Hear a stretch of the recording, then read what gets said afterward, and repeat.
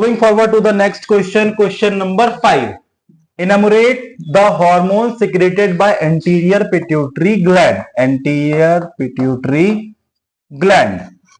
Discuss action of thyroid hormones on various metabolism. अब क्या है, जो एंटीरियर पिट्यूटरी ग्लैंड है इससे कौन कौन से हार्मोन्स निकलते हैं? सबसे पहला हार्मोन निकलता है इससे ग्रोथ हार्मोन, जिससे बॉडी के अंदर जो ग्रोथ है वो दिखाई देती है।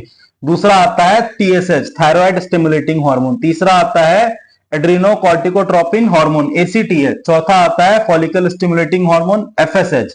पांचवा आता है ल्यूटिनाइजिंग हार्मोन, एलएच। छठा आता है प्रोलैक्टिन हार्मोन, पीआरएल।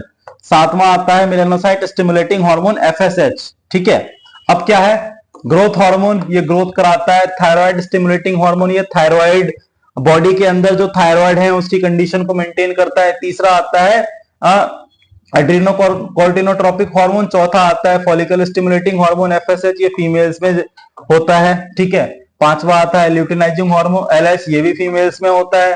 छठा आता है प्रोलैक्टिन, ये भी फीमेल्स में होता है। जो प्रेग्नेंट फीमेल्स होती हैं उनके मेमोरी ग्लैंड में ये दूध बनाने का काम करता है। सातवां आता है मेलानोसाइट स्टिमुलेटिंग हार्मोन, ये मेल और फीमेल दोनों में होता है, जो बॉडी के स्किन टोन को मेंटेन करता है, स्किन टोन को डिस्क्राइब करता है। ठीक है, अब आते हैं इसके एक्शन पे।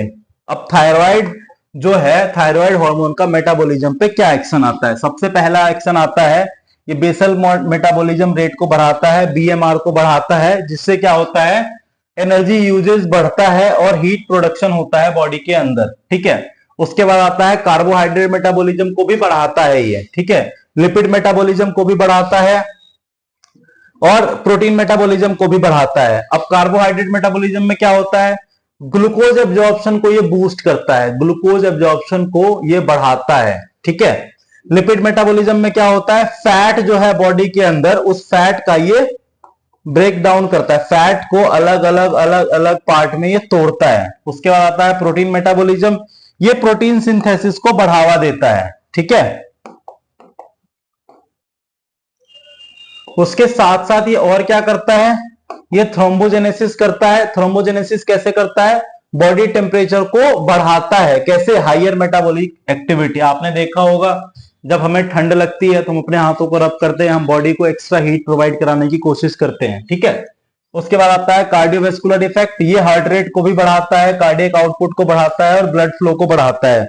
जब हम कहीं भागते हैं, कहीं हम दौड़ते हैं, उस केस में हमें हायर कार्डियोवैस्कुलर इफेक्ट की जरूरत पड़ती है, तो उस केस में हमारा ये जो ग्रोथ हार्मोन है, ठीक है, ये बहुत काम आता है अल्टीमेटली जो है। ठीक है, जो एंटीरियर पिट्यूटरी ग्लैंड है, ये एंटीरियर पिट्यूटरी ग्लैंड बॉडी के मेटाबॉलिज्म में बहुत ज्यादा इंपैक्टफुल रोल प्ले करता है।